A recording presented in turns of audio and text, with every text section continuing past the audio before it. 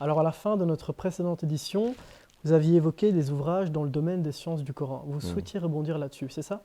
Tout à fait, parce que, bismillah ar-Rahman ar-Rahim, avant tout, alhamdulillah, wa salatu wa salam ala rasulillah, wa ala alihi wa sahbihi wa man wala. Effectivement, je voulais rebondir sur un ouvrage qui m'avait échappé, ou plutôt l'intitulé d'un ouvrage qui m'avait échappé, qui était celui du professeur Monsef Zinati, et qui s'intitule également Les sciences du Coran. C'est un très bel ouvrage en français, de quelqu'un de très compétent qui a donné aussi une vision assez panoramique de ce que sont les sciences du Coran. Je voudrais rajouter encore une troisième référence qui vient de venir à l'esprit maintenant. Euh, le livre de Suyuti, je l'avais évoqué lors de l'émission précédente, parce que j'avais indiqué j'avais mentionné qu'il avait il avait réussi, enfin, il avait affirmé que les sciences du Coran, les branches des sciences du Coran atteignent les 80 branches. Il a un ouvrage remarquable qui constitue dans le domaine des sciences du Coran la forme la plus mature de la rédaction ou du genre rédactionnel dans les sciences du Coran. Pourquoi? Parce qu'il a tiré profit de tous les écrits qui l'ont précédé et il en a fait une synthèse, il a soumis certaines idées à quelques critiques et il a aussi ajouté de nouveaux éléments dans son ouvrage. Son ouvrage s'appelle Al-Itqan fi ulum al-Qur'an. Il était traduit en français, il s'intitule Le manuel parfait des sciences du Coran de Suyuti, un ouvrage que les frères et sœurs peuvent bien entendu trouver également sur le marché. En langue arabe, j'ai ici un très bel ouvrage que j'ai ramené de ma bibliothèque, que voici. Il s'appelle Al-Muqaddimat al-Asasiyya fi ulum al-Qur'an, donc les introductions nécessaires et fondamentales dans les sciences du Coran. Cet ouvrage est assez remarquable parce qu'il est écrit par un contemporain. Ce contemporain, c'est Abdullah ibn Yusuf al-Judayr, c'est un chercheur irakien, un théologien, écrivain, chercheur irakien, qui est membre du Conseil européen de la fatwa. C'est quelqu'un de très compétent dans de nombreux domaines, surtout dans le domaine du droit musulman, des sciences du hadith, et aussi il a un certain bagage dans les sciences du Coran. Et ce que j'aime bien dans cet ouvrage, je l'ai lu il y a des années, hein. Ce que j'aime bien dans son ouvrage, c'est que il, euh, il rappelle un peu c'est quoi les règles du tafsir, l'histoire du tafsir, etc., l'histoire du Coran de manière générale. Mais ce qui est aussi formidable, c'est il a cette capacité et cette perspicacité de soumettre quelquefois un examen critique certaines idées, certaines méthodes qui avaient été utilisées par les anciens exégètes du Coran, certains livres d'exégèse aussi. Il n'hésite pas à critiquer nulle autre méthode, avec toujours cet objectif de rechercher le meilleur. Donc c'est pour celles et ceux qui sont arabophones, c'est un ouvrage que je recommande vivement de lire. Donc je rappelle le titre Al-Muqaddimat al-Asasiyya fi ulum al-Qur'an, donc les introductions fondamentales dans les sciences du Coran du Cheikh Abdullah ibn Yusuf al-Judayr. Barakallahu fik en tout cas pour toutes ces références. Par rapport à cet ouvrage en question, est-ce qu'il existe en français? Est-ce qu'il a une traduction à votre connaissance? À ma connaissance, non. En anglais, peut-être, je ne sais pas, sachant qu'il vit au Royaume-Uni depuis très longtemps.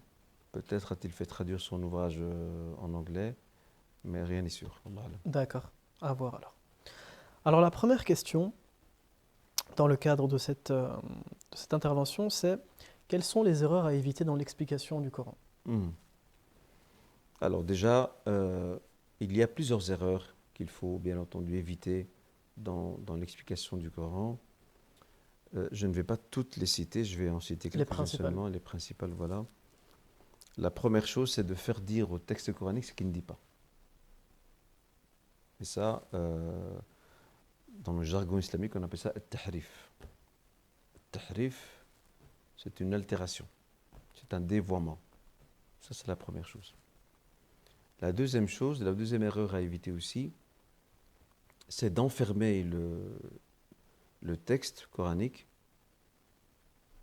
dans une explication et faire en sorte que les autres explications ne sont pas recevables. Et surtout lorsqu'il s'agit d'une explication ou d'un texte coranique qui peut faire l'objet d'une certaine latitude au niveau de son interprétation. Je ne parle pas de versets qui parlent de la foi, qui parlent de l'au-delà, qui traitent de Ramadan, qui traitent également de la prière. Ça, c'est des fondamentaux. Moi, je parle d'autres versets qui ne touchent pas à ces fondamentaux-là, il ne faut pas les enfermer dans une explication et considérer que celle-ci, Et la seule et est la unique seule et définitive et que toute autre, toute autre explication ne n'est pas sera pas acceptable. recevable. Non, en fait, toute explication d'office est soumise à la loupe de l'analyse et de l'examen par les gens compétents, je rappelle, pas par des ignorants, mais par des gens compétents qui ont le bagage, qui ont la formation, qui ont la sincérité, qui ont cette adhésion à la foi et au système de valeurs que prône le Saint-Coran. Ceux-là, Inch'Allah, sont capables en toute aisance de dire et de s'avancer pour dire oui, effectivement, c'est une facette que peut nous dévoiler le sens d'un verset coranique ou tout simplement dire qu'il s'agit d'une erreur. Ça peut arriver. La troisième aussi, troisième écueil à éviter dans l'explication du Coran, c'est de perdre de vue parfois le contexte de la descente du verset. Et ça, il faut faire très attention. Certains versets ont un contexte Particulier. particulier. Cela ne signifie pas que l'on enferme automatiquement le verset dans son Dans ce contexte. contexte. Mais le contexte de révélation d'un verset peut jouer un très grand rôle afin de mieux le comprendre. Et qui dit contexte dit aussi connexion de ce verset avec d'autres versets qui vont le nuancer. Et c'est pour ça que les groupes, les mouvements, les mouvances extrêmes qui ont vu le jour dans le monde musulman ces 20 dernières années, malheureusement, ils font souvent appel à ce genre de méthode, qui est de décontextualiser un verset, de le détacher d'autres passages et de se focaliser que sur celui-ci et de le charger de sens alors qu'ils perdent de vue tous les autres versets qui viennent apporter une nuance, qui viennent apporter un complément d'information qui élargit on va dire, le champ de vision de la portée de ce verset, comme les versets qui parlent du djihad, par exemple, le fait de combattre dans la voie de Dieu, du rapport avec les non-musulmans, etc. Hélas, il y a beaucoup de manichéisme dans ces approches-là. C'est ou c'est noir ou c'est blanc, alors que ce n'est pas du tout de cette manière qu'il faut aborder ces versets-là. Donc il faut pouvoir, euh, parce que c'est une forme de trahison aussi du texte coranique. Et là, c'est ce qui ouvre la porte à certains, entre guillemets, rationalistes qui en profitent pour, comment dirais-je, pour se frayer une place dans le champ de la recherche et de la critique, entre guillemets, des textes religieux. Ils profitent de ces dérives qui émanent de ces mouvances.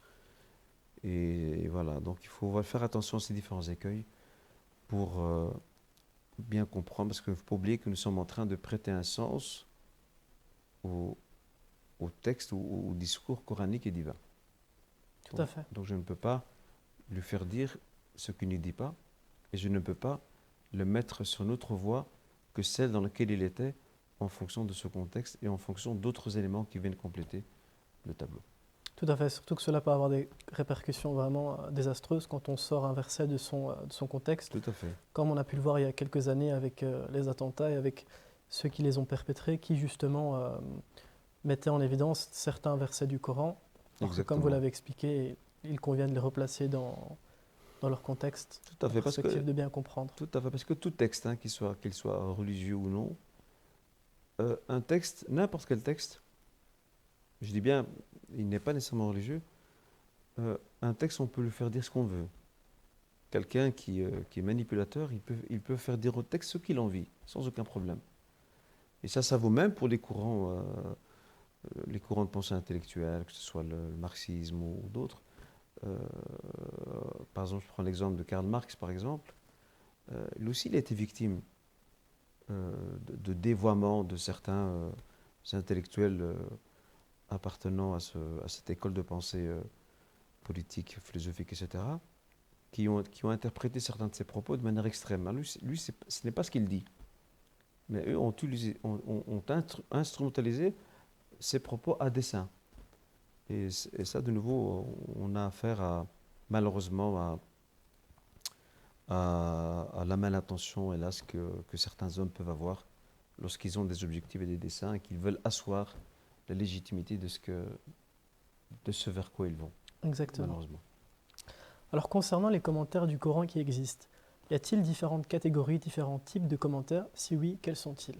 Très bien. Alors, avant d'entrer dans une présentation très sommaire des genres rédactionnels dans le tafsir, il y a deux choses importantes qu'il faut garder à l'esprit pour toute personne qui veut absolument appréhender ces ouvrages et ces genres. La première chose, c'est déjà de savoir à quelle catégorie appartient l'ouvrage du tafsir, comme on va le voir dans quelques instants. La deuxième approche, c'est de se renseigner davantage sur l'auteur de l'ouvrage du tafsir, de connaître son environnement, de connaître également sa biographie, quelle était sa formation, quelle était sa culture, connaître son temps aussi, le temps durant lequel il a vécu, qui l'influence aussi dans son tafsir. Je rappelle, ce sont des explications qui doivent nous éclairer sur le sens que l'on peut prêter à une parole divine. Et à partir du moment où on a ces deux éléments-là, on peut, d'entrée de jeu, commencer à s'intéresser aux différents genres rédactionnels qu'il y a au sujet du tafsir et du commentaire du Coran. Dans l'absolu, il y a deux grands registres de genres rédactionnels. Il y a ce qu'on appelle le tafsir bil ma'thur et deuxièmement le tafsir bil ra'i. Le tafsir bil ma'thur, c'est l'exégèse du Coran qui fait appel à la tradition, à savoir le hadith prophétique, ainsi que les paroles des compagnons, des tabi'in, etc., des suiveurs. Donc c'est l'explication souvent accompagnée de sources avec des chaînes de transmission, etc. Le deuxième type de tafsir, c'est ce qu'on appelle le tafsir bil ra'i. C'est le tafsir, je dirais que c'est un tafsir réflexif. Al-ra'i dans la langue arabe, c'est l'opinion. Cela signifie que ce savant, qui est quelqu'un de formé, qui a un bagage, qui a les outils nécessaires, en fait, il va essayer de creuser un peu plus le sens que l'on pourrait dégager d'un texte, d'un verset coranique. D'accord? C'est vraiment la somme de sa réflexion. C'est ça le tafsir bil-ra'i. Ça ne veut pas dire qu'il ne fait pas appel aussi de temps en temps à des sources, comme le hadith prophétique, mais beaucoup moins par rapport au premier. D'accord? D'accord. Ça, c'est, on va dire, les deux grands registres. Ensuite, il y a une série de déclinaisons. Dans les déclinaisons, nous avons par exemple un tafsir qui va surtout se proposer d'être un tafsir général. J'entends par tafsir général, c'est un tafsir qui va partir de la sourate Al-Fatiha jusqu'à sourate Al-Nas, et le mufassir, verset par verset, il va les commenter jusqu'à la fin. D'accord? Selon une vision large. Comme c'est le cas pour Ibn Kathir, par exemple. Nous avons aussi un tafsir qui est un tafsir juridique, fiqhi, où l'auteur s'intéresse surtout Aux aspects juridiques. aux aspects juridiques dans le Coran. Ici d'ailleurs, j'ai apporté de ma bibliothèque quelques livres, je vais les présenter bientôt. Nous avons aussi un tafsir qui se veut linguistique.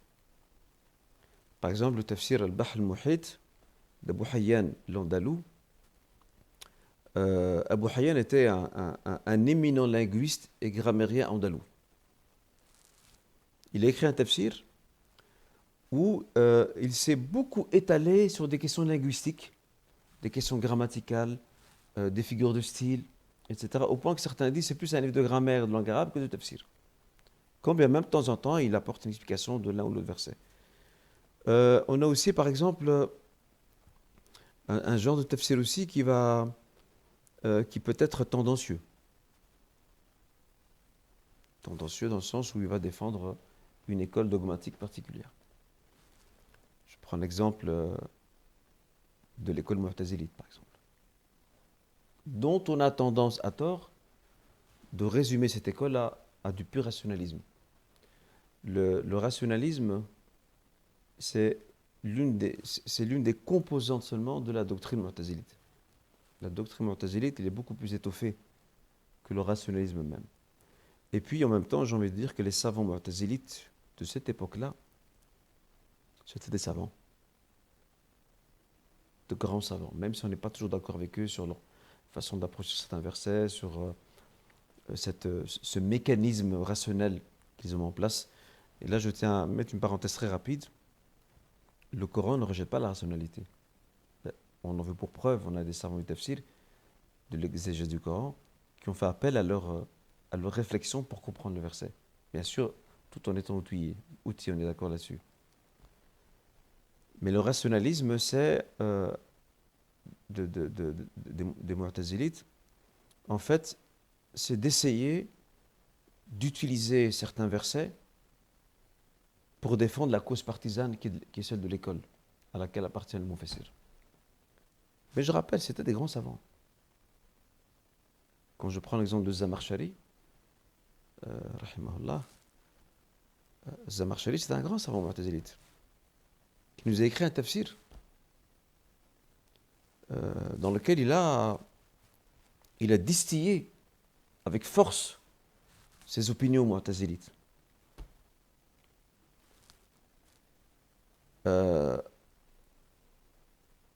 D'ailleurs, il défendait beaucoup son tafsir. Et c'était un fin communicant. C'est un fin communicant. Son tafsir s'appelle Keshaf.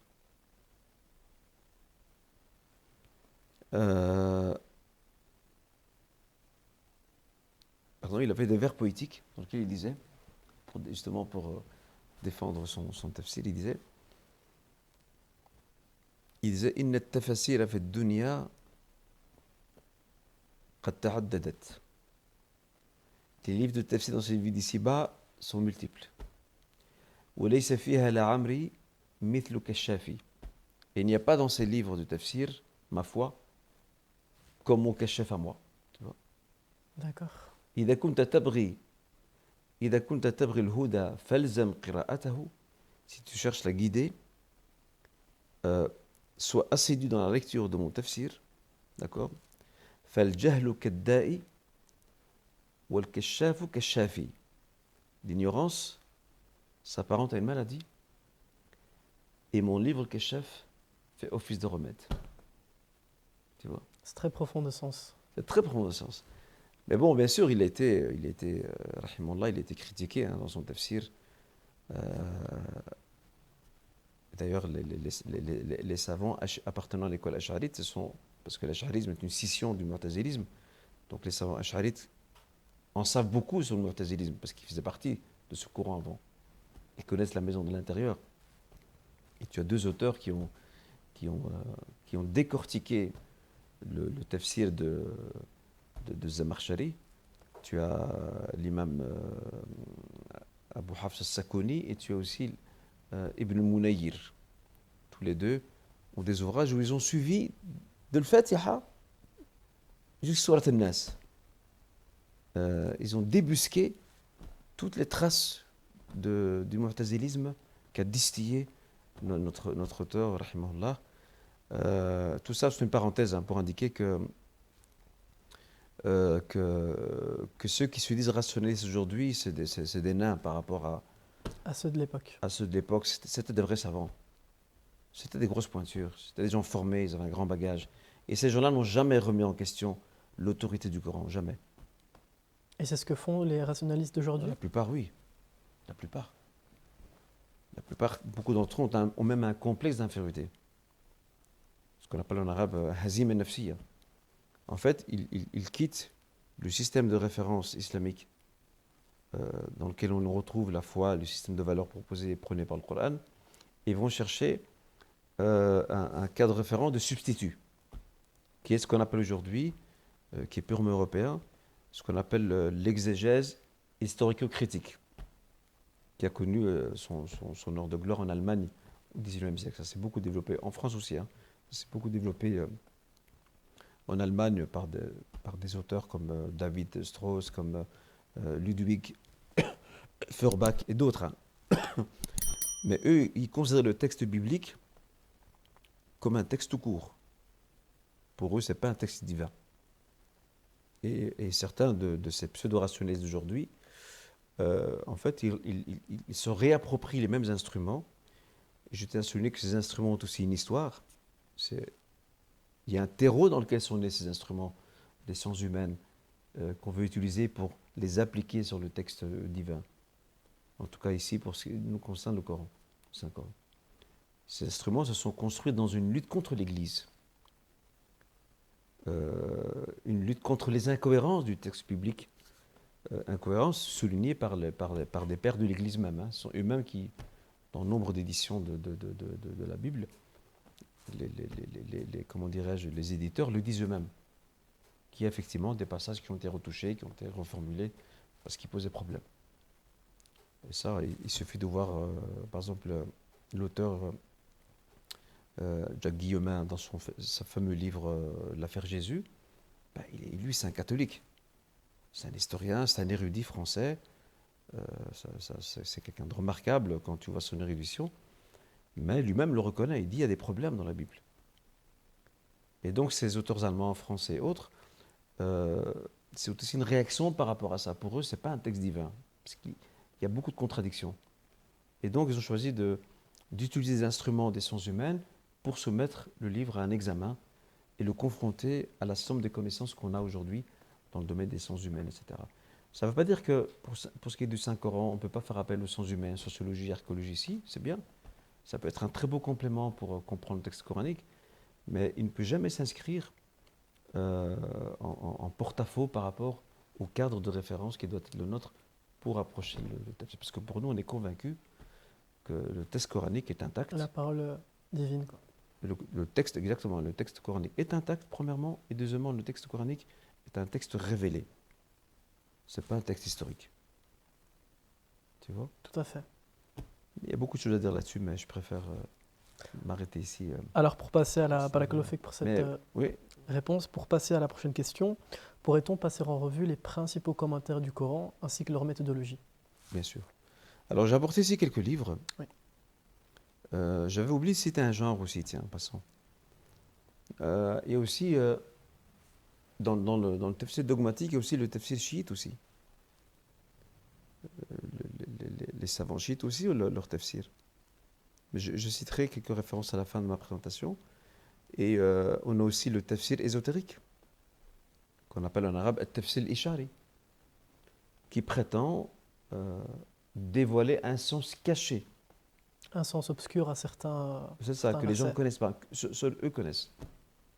Et des fois, c'est farfelu ce qu'ils disent. C'est vraiment très farfelu. Vous avez un exemple à proposer ? Bien sûr. Par exemple,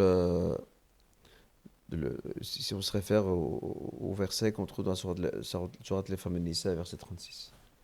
Parce que le Seigneur dit wal jar dil qurba wal jar al junubi was sahib bil jam wa bin sabil. Dans ce verset, le Dieu parle de la bienfaisance que l'on doit envers les voisins. Et il parle de plusieurs voisins. Le voisin avec lequel on a un lien de famille, d'accord ? Le voisin qui est proche de notre palier ou de la porte, celui qui est plus loin. Eh bien, dans leur tafsir ésotérique, ils nous sortent des choses très farfelues. Ils disent wal jari dil qurba, ils disent ça c'est le cœur, le qalb. D'accord ? Et puis ils disent, par exemple, wal jari dil qurba, wal jari al junubi, ils disent ça c'est. Le junubi c'est à côté. Hein. Ils disent ça c'est le nef, c'est l'ego. Tu vois ? Et c'est sur base de quoi qu'ils ont ces interprétations ? En fait, eux prétendent qu'ils ont atteint un tel niveau de spiritualité que Dieu leur a donné une connaissance innée que Dieu n'a partagé avec personne d'autre. Ah oui, d'accord. Ce qui est grave en soi, parce que ça veut dire qu'ils ont outrepassé déjà la mission des prophètes et des messagers. Et ça, on trouve ça dans certains courants soufis extrêmes, très extrêmes, qui ont ce genre de posture. Ça, c'est bon, c'est un exemple il y en a d'autres, hein, c'est un exemple que je vais vous donner à ce niveau-là. Voilà. Passe en revue les tafsirs, c'est ça ? Oui, bien sûr. Alors, je vais commencer bien sûr par celui qui est parmi les plus anciens. Nous avons aussi le tafsir Tabari, qui fait une quinzaine de volumes. Ça, c'est la grande référence en tafsir. On entend souvent d'ailleurs ce nom, Tabari. Tafsir Tabari, c'est un tafsir appartenant au premier registre, celui qui se base sur l'interprétation du Coran à partir de la tradition. Tabari était un savant du hadith. il ramène toutes ces chaînes de transmission,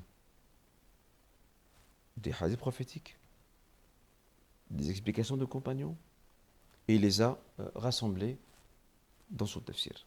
Avec une remarque très importante, c'est que Tabari n'a jamais prétendu que ce qu'il avance là est sûr à 100%. En fait, il nous laisse à nous, et aux générations qui l'ont suivi, le travail de passer un examen critique, les sources qu'il a citées. C'est comme s'il nous disait, moi je vous ai donné la chaîne de transmission, à votre tour de la vérifier. La critique qui a été faite à Tabari, mais c'est une critique qui peut trouver une explication. On lui a reproché d'avoir trop cité de narrations, ce qu'on appelle les israélites, les narrations israélites. C'est quoi les narrations israélites? Ce sont des informations provenant des gens du livre, que certains compagnons, tabi'in, ont côtoyé. Et donc, beaucoup d'informations ont été rapportées des savants appartenant à ces deux religions, sur des petits détails liés, par exemple, l'histoire des gens de la grotte, par exemple, ou du récit de Moïse, etc. Et ce qu'on a un peu reproché à Tabari, c'est qu'on lui a dit, ouais, mais tu as cité beaucoup d'Israéliates, de ces récits dont beaucoup restent discutables en passant. Ils ne sont pas tous à rejeter, mais beaucoup restent discutables. Mais en fait, cette critique, elle est explicable aussi. Et on peut trouver une excuse à Tabari. Parce que Tabari, son objectif à lui, ce n'était pas de soumettre un examen, il n'a pas le temps, de soumettre un examen critique tout ce qu'il rapporte. Lui, son devoir, il a ramené toutes ces chaînes de transmission. À vous de vérifier. Il appartient à une génération d'auteurs qui travaillaient dans leur rédaction dans ce sens-là. On appelle ça Asr Riwaya, la période de la transmission. Transmettre au maximum ce qu'ils ont. Et c'est aux autres de faire le travail de tamiser. D'accord? Sinon, il reste malgré tout une grande référence dans le tafsir. Et bien sûr, Tabari ne se contente pas de citer des narrations. Il fait des choix aussi. Parfois aussi, il fait des critiques. Par exemple, il dit voilà, cette version-là n'est pas à retenir parce qu'elle n'est pas assez authentique. Il le fait quelquefois, ça lui arrive.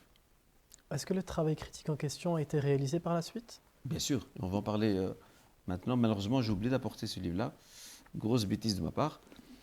Il y a le Tafsir d'Ibn Kathir.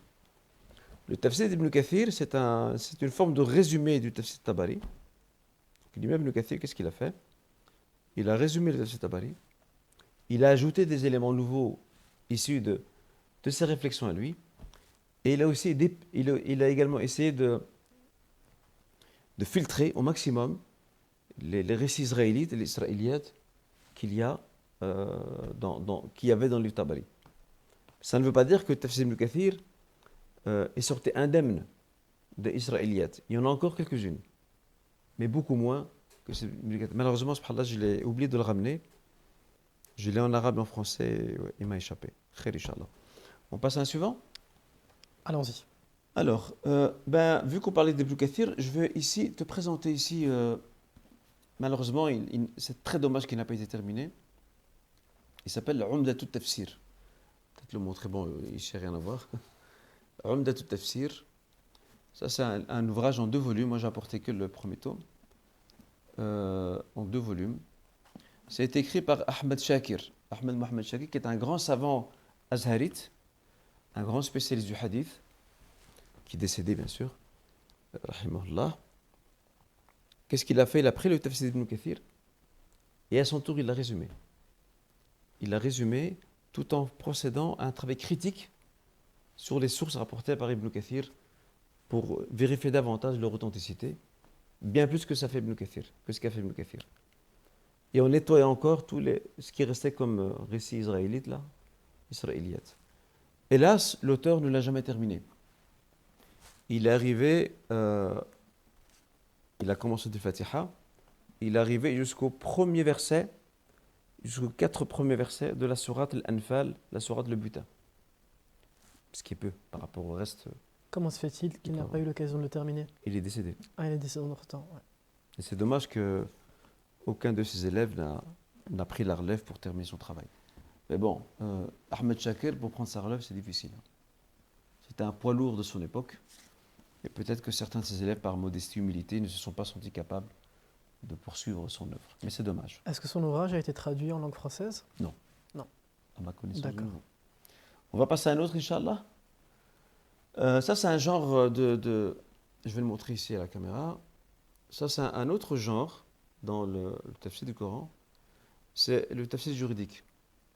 On appelle ça Ahkam al-Qur'an. D'accord? Ahkam al-Qur'an, écrit par un éminent savant malikite andalou qui s'appelle Ibn al-Arabi. Abu Bakr Ibn al-Arabi. À ne pas confondre avec un autre Ibn al-Arabi qui, lui, est un auteur soufi, qui est aussi andalou. Qu'Allah accorde la clémence à tous. Amin. Alors, ben ici, notre auteur s'intéresse uniquement aux versets ayant trait aux normes juridiques, uniquement. Et c'est une œuvre remarquable parce qu'il décortique, il a une très belle méthode. Par exemple, il prend un verset et puis il dit dans ce verset, il y a par exemple 10 questions. Et puis il les décortique les unes après les autres. Et il explique. Et il apporte les arguments qui appuient telle ou telle thèse, toujours bien sûr, généralement en lien avec son école à lui, qui est l'école malikite. Est-ce que c'est le premier travail en la matière? Donc, Non, c'est pas le premier, il y en a d'autres. Avant lui et après lui, bien sûr. Non, il y en a d'autres. Oui, toujours avec les anciens, avant d'aller vers des plus contemporains. Ça, c'est Al-Jami' al-Ahkam al-Qur'an. Une dizaine de volumes. Bon, je ne peux pas ramener toute ma bibliothèque non plus. Al-Jami' al-Ahkam al-Qur'an de l'imam al-Qurtubi. Très grande référence en tafsir. Très grande référence. c'est un nom qu'on entend souvent aussi. Exactement. C'est un chef-d'œuvre dans le tafsir. Et ce livre-là, c'est un tafsir selon un tafsir réflexif, tafsir bil-ra'i. Bien que l'auteur, de temps en temps, fait appel à des sources issues de la tradition.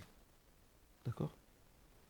Et vu que c'est un juriste, il ne s'est pas contenté, comme Abu Bakr ibn al-Arabi ici, il ne s'est pas contenté de citer, de s'intéresser aux versets qui traitent des normes juridiques, mais pour lui, il fallait aborder tous les versets du Coran, de Fatiha jusqu'à Surat al-Nas.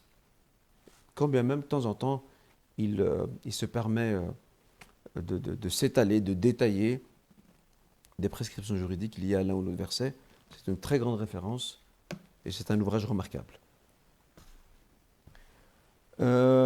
Alors, ça c'est, je vais voir si j'ai pas autre chose. Non. Donc, tout ça, c'est des anciens. Il y en a d'autres, il y en a beaucoup. Hein. Il y a celui d'Ibn Juzay qui s'appelle, le Malikite qui s'appelle At-Tashil Ulum al-Tanzil. Il y a Tafsir Mafatih al-Ghaib de Ar-Razi, Fakhreddin Razi. Et je vais revenir sur le livre de Razi dans quelques instants, Inch'Allah Ta'ala. Alors, passons à des ouvrages un peu plus contemporains. Ça, je vais laisser en dernier lieu. Alors ici, nous avons, ça c'est un tafsir contemporain. Ça. C'est tafsir du Cheikh Saadi. Mais je sais que tu as une question surtout sur les livres de tafsir contemporain. Je vais laisser toucher un mot là-dessus à la fin, Inch'Allah. Ça, c'est un contemporain. Nous avons aussi un autre tafsir contemporain. Donc celui-là ici, c'est un tafsir très abrégé. Mais très bien aussi. Nous avons aussi un tafsir d'un cheikh mauritanien qui est une grande sommité du XXe siècle, le cheikh Mohamed Amin Shanqiti. Il fait 10 volumes, son tafsir. Il s'appelle Adwa al-Bayan, fi idah al-Qur'an bil-Qur'an. En fait, son objectif, c'est d'expliquer le Coran par le Coran. Par le Coran. Mais attention, lui aussi, de temps en temps, fait appel à la tradition, au hadith. Il donne ici son opinion. Et ce savant-là, c'était une très grande sommité en son temps. Il est décédé dans les années 70. C'est aussi un ouvrage remarquable. Mais ce qui est bien avec l'auteur ici, vu qu'il est contemporain, de temps à autre, que lorsqu'il s'arrête à certains versets, il fait écho à l'actualité de son époque. Et ça, c'est bien. Ce qu'on ne trouvera pas chez les anciens. Les anciens, ils font référence à leur époque à eux. Ce qui est normal. Alors, ça, c'est un petit tafsir que j'ai voulu te présenter, ou présenter aussi à nos téléspectateurs. Il s'appelle le tafsir al-Muyassar, le tafsir simplifié. C'est un groupe de chouyours de Médine qui l'ont rédigé. C'est un travail collectif. Ils l'ont rédigé. Il a été publié par l'imprimerie de Médine, du Coran, du Saint-Coran. Plusieurs parties de ce tafsir ont été traduites en français par une sœur qui est franco-canadienne. C'est la sœur Suzanne Chabot. D'ailleurs, sa traduction a été publiée par les éditions de Hadith. Et ça s'appelle At-Tafsir al-Muyassar. C'est en un seul volume. Très très bien. Quelqu'un qui veut aller directement à l'essentiel, il est très bien. Alors, à côté de ça, je vais peut-être citer. On avait parlé du tafsir ésotérique. Tout à fait. Bon, moi, j'en ai pas. Hein. Je les connais, j'ai lu des passages. Certes, je n'ai pas dans ma bibliothèque de tafsir ésotérique. Nous avons par exemple celui de Abu Abdurrahman al-Sulami, qui s'intitule Le Haqa'iq al-Tafsir, les réalités du tafsir. Nous avons également celui de Lata'if al-Isharat, écrit par Abu al-Qasim, donc Abu al-Qasim al-Ushayri, si je ne me trompe pas. Et il y en a d'autres, bien sûr, dans ce genre-là. Chez les auteurs chiites, c'est la même chose. Nous avons le livre qui s'intitule Al-Burhan de Hashim al-Bahrani. Nous avons aussi As-Safi fi tafsir Kalamillah al-Wafi de Al-Fayd al-Kashani. Et ces deux ouvrages, il y en a d'autres. Il y a le Mizan également de Tabtaba'i. Et ces deux ouvrages que je t'ai cités, le Burhan ainsi que As-Safi, sont considérés comme des grandes références chez les chiites au niveau du tafsir. Pourquoi? Parce qu'ils appartiennent au tafsir selon la tradition chiite, bien entendu. Et donc, est-ce qu'ils ont une quelconque pertinence pour des personnes sunnites, par exemple? Disons, il y a des choses, certes, qui vont rejoindre, bien entendu, le tafsir sunnite, certainement. Mais après, il y a d'autres aspects, surtout ceux liés à la croyance, etc., où on va trouver effectivement des différences. Et croyance, même des fois prescription juridique aussi, liée à la prière, le jeûne. Et concernant les tafsirs ésotériques, est-ce qu'il y a également des éléments qui peuvent être pertinents, intéressants pour des personnes qui ne sont pas forcément dans cette mouvance, si je puis dire? Problème du tafsir ésotérique, la seule chose que je pourrais dire, c'est qu'il faut les mettre entre les mains d'une personne bien avisée. C'est tout. D'accord. Et la personne bien avisée, qui a un bagage religieux solide, elle pourra peut-être tirer quelque peu profit de ce commentaire. Quelque peu profit, hein. Pas toujours. D'accord. Voilà. Barakallahu fik. Il y a d'autres choses, je reviendrai. Peut-être une dernière chose, ou bien ça je vais laisser à la fin, pour la dernière question. Alors la question suivante, c'est une question qui me semble assez fondamentale.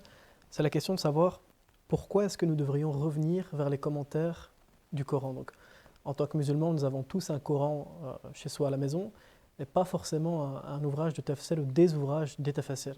En quoi est-ce important de revenir vers ces ouvrages? Très bien. Alors déjà, dans un premier temps, le texte coranique,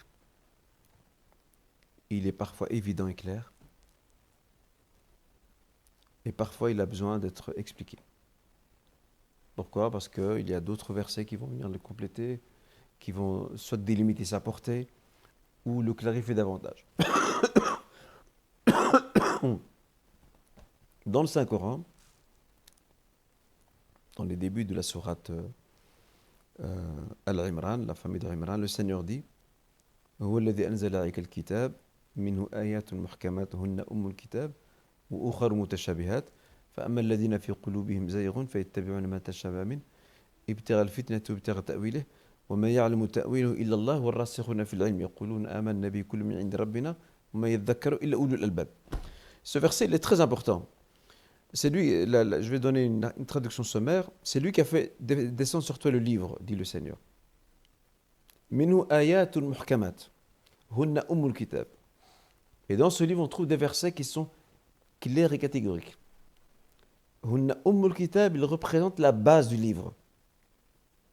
Wa ukharu mutashabihat. Et d'autres dont le sens peut être ambivalent. Ce verset il est très important. فَأَمَّا الَّذِينَ فِي قُلُوبِهِمْ زَيْغٌ. Ceux dont les cœurs sont déviants, qu'est-ce qu'ils font? فَيَتَّبِعُونَ مَا تَشَابَهَ مِنْهُ. Ils suivent, ils ne vont pas se référer au verset explicite. Ils vont se référer, ils vont abandonner le verset explicite pour se tourner vers les versets qui peuvent avoir un sens ambivalent. D'accord? Ibtira al-fitna ou ibtira at-ta'wilih. Tout ça parce qu'ils cherchent la discorde et ils cherchent à l'interpréter dans le sens de leur passion. Ok? Ils ne sont pas sincères. D'accord? C'est pour ça que la règle dans le tafsir, c'est qu'on a un verset dont la portée est ambivalente, et c'est une richesse quelque part pour l'interprétation. Le mufassir se doit de renvoyer ce verset à un autre qui paraît plus explicite. D'accord? D'accord. Et c'est ça la règle par rapport à ça. Donc le principe général des versets coraniques, c'est qu'ils sont clairs. Mais d'autres méritent d'être clarifiés. D'accord. Et c'est pour ça qu'on a quelquefois besoin d'un tafsir chez soi à la maison pour pouvoir avoir plus d'explications, avoir aussi une mise en contexte de versets. Certains versets qui parlent d'événements, le lecteur se dit mais je n'arrive pas à situer ce verset, de quoi parle-t-il exactement? D'accord? Barakallahu fik. Et quand on renvoie à ce moment-là, on revient vers le tafsir, on voit que l'auteur parle d'un épisode de la biographie prophétique, il met le verset en lien, il le remet dans son contexte et là on comprend mieux. Tout à fait. D'accord? Comme on peut le voir sur la table, Par on exemple, a- je prends un exemple rapide. Dans la sourate des coalisés, sourate Al-Ahzab, le Seigneur a une métaphore incroyable. Il dit إِذْ بَلَغَتِ الْقُلُوبُ الْحَنَاجِرَ إِذْ بَلَغَتِ الْقُلُوبُ الْحَنَاجِرَ وَتَظُنُّونَ بِاللَّهِ الظُّنُونَ. Lorsque les cœurs sont arrivés jusqu'aux gorges et vous vous êtes mis à douter de Dieu. Quelqu'un qui voit ça, il dit, mais de quoi? Le Seigneur, de quoi parle-t-il ici? En fait, ça renvoie à un épisode de la biographie prophétique qui est celui de la bataille des Coalisés, le Khandaq, où les musulmans ont été à un moment donné impressionnés. L'horizon était noir de soldats. Et eux, les musulmans sont minorités par rapport à eux. Et là, le Coran a eu, Allah subhanahu wa ta'ala, le Coran Karim, il a eu, c'est vraiment une forme stylistique fantastique qui décrit l'état psychologique de certains compagnons qui, à un moment donné, ont été pris de panique. Mais comment on va faire? L'horizon est noir de soldats. Ils vont nous engloutir. إِذْ بَلَغَتِ الْقُلُوبُ الْحَنَاجِرَ. Vos cœurs sont arrivés jusqu'à vos gorges. وَتَظُنُّونَ بِاللَّهِ الظُّنُونَ. Et vous avez commencé à avoir des doutes par rapport à Dieu. Ben, pour comprendre cette charge émotionnelle et cette métaphore extraordinaire, on doit retourner au tafsir, entre autres. Tout à fait. Tu vois? C'est un exemple très parlant. Non. Donc, ce que je disais, c'est que sur cette table, on peut voir presque une dizaine de tafasirs. Est-ce que certains ont pris le dessus sur d'autres? Bien sûr, les livres de tafsir se comptent par centaines, voire par milliers, sur 15 siècles d'histoire de l'islam. Mais il est vrai qu'il y en a qui ont occupé le haut du pavé, le podium. Ils ont pris place sur le podium, au point quelquefois d'occulter d'autres. Tafsir Tabari, par exemple. Tafsir Ibn Kathir aussi. Tafsir Qurtubi également. Ça, ce sont des grands classiques C'est des noms qu'on entend très souvent. qu'on en entend effet. très souvent, exactement. Ça ne veut pas dire qu'il n'y en a pas d'autres. Il y en a d'autres, j'en ai cité là tout à l'heure. Mais il y a beaucoup d'autres tafsirs que ne connaissent que les spécialistes. Que ceux qui sont vraiment soit spécialistes ou qui sont assez versés dans les sciences islamiques. Mais la grande masse des gens vont connaître généralement Tabari, Tafsir Qurtubi, Tafsir Ibn Kathir, Tafsir Saadi pour ce qui est des contemporains. Mais beaucoup de tafsirs, ils ne connaîtront pas. Tout à fait. Donc la grande masse connaît ces grands classiques.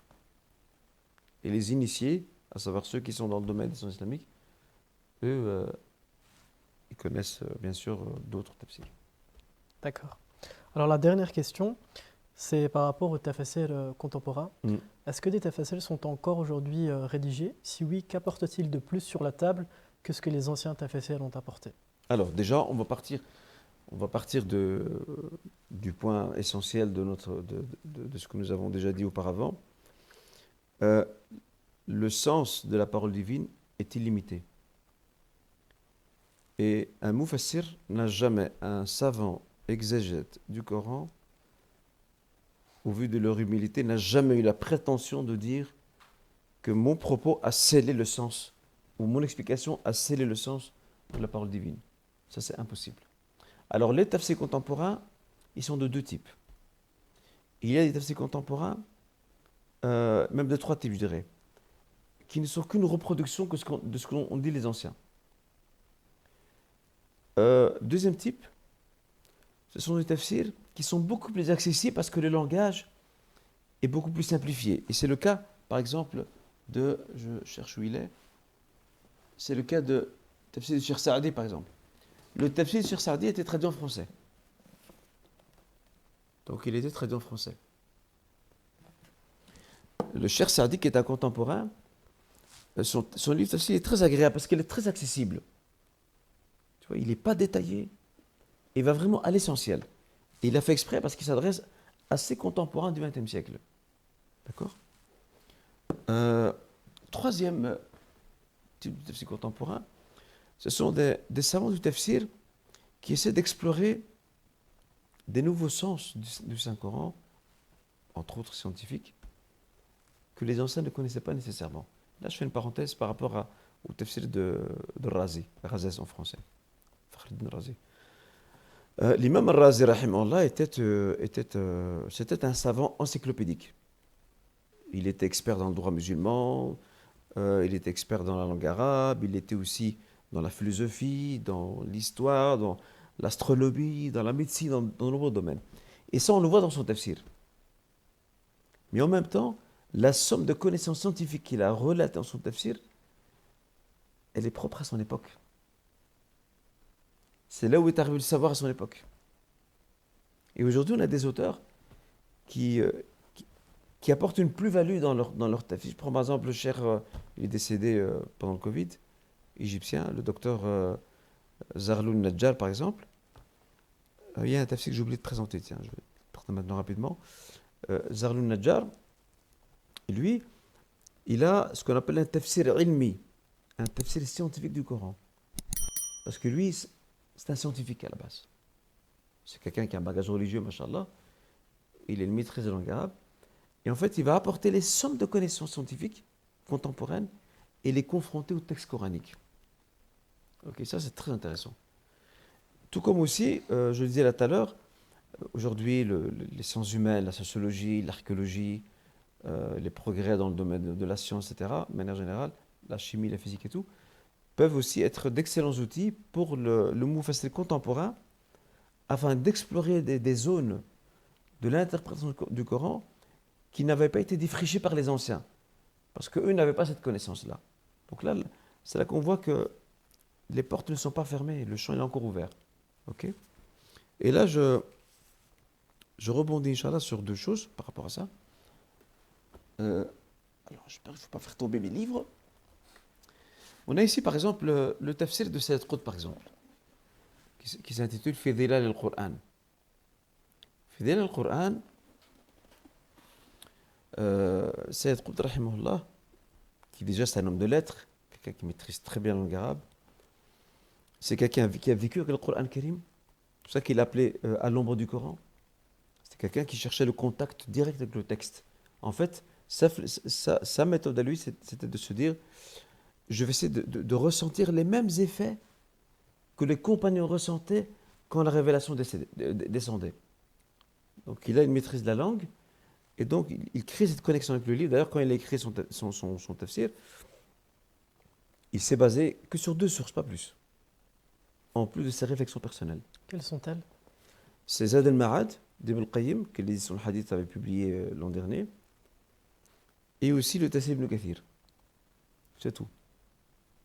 Et là aussi, on voit que cette troupe s'adresse aussi à ses contemporains.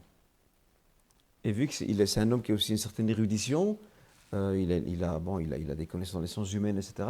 Donc il va aussi mettre à profit les sciences humaines, non pas pour, entre guillemets, démonter le Coran comme font certains pseudo-rationalistes, non, mais pour en faire des outils pour comprendre certains aspects que relate le Saint-Coran au niveau de l'histoire, au niveau de la géographie, au niveau de la nature humaine aussi. d'accord, la psychologie humaine, etc. Donc, c'est un très beau tafsir. Bon, après, bien sûr, bien entendu, et ça ne vaut pas que pour Said Qutb, ça vaut aussi pour d'autres auteurs. Quelquefois, on peut ne pas être d'accord avec Said Qutb sur l'une ou l'autre opinion qu'il émet. Ça reste un être humain avant tout. Voilà, mais le tafsir est une richesse. Mais il ne faut pas sacraliser le tafsir. Mais justement, quand on n'est pas d'accord par rapport à une opinion, que doit-on faire? Est-ce qu'on doit aller chercher un autre commentaire ou est-ce qu'il faut confronter les commentaires entre eux? Comment se positionner en fait face à une situation où on n'est pas forcément d'accord avec ce qu'on dit? Alors, déjà, lorsqu'on n'est pas d'accord avec un auteur de tafsir, bah, déjà, il faut avoir un bagage, premièrement. Et deuxièmement, lorsqu'on n'est pas d'accord, on argumente pourquoi on n'est pas d'accord. Tout simplement ça. Tout à fait. En fait, on contre-argumente. On va contredire un mufassir, et de manière argumentée, de manière construite. Et on voit que celui qui contredit, c'est quelqu'un qui sait de quoi il parle. Qui a un certain bagage. Donc Il a un savoir-faire, il a une maîtrise. une personne lambda ne peut pas prétendre contredire Bien sûr que non. un commentaire du Saint-Coran. Mais il faut toujours avoir des conseils d'un professeur. Avoir des conseils d'un professeur. Des élèves doivent demander conseil à leur professeur par rapport à l'un ou l'autre tafsir, ce à quoi je dois faire attention, etc. Ça, c'est obligé. D'accord. Mais je rappelle, le tafsir n'est pas une fin en soi. Le tafsir est un moyen. Il permet de nous éclairer quant à quelques facettes du sens coranique, qui n'est pas fermé. Tout à fait. Et Dieu donne de ses grâces à qui il veut. Je termine sur une dernière chose. Il y a un auteur marocain, c'est un chercheur, c'est un universitaire, c'est un homme remarquable. Il s'appelle Shahed Bouchiri. C'est un spécialiste des études coraniques. D'ailleurs, le Cheikh Farel Ansari, tu as peut-être entendu parler de lui, peut-être, a beaucoup été inspiré par lui. Ici, j'ai apporté le livre de Cheikh Farel Ansari, qui s'appelle Majalis al-Qur'an, dont une partie a été traduite en français. Majalis al-Qur'an.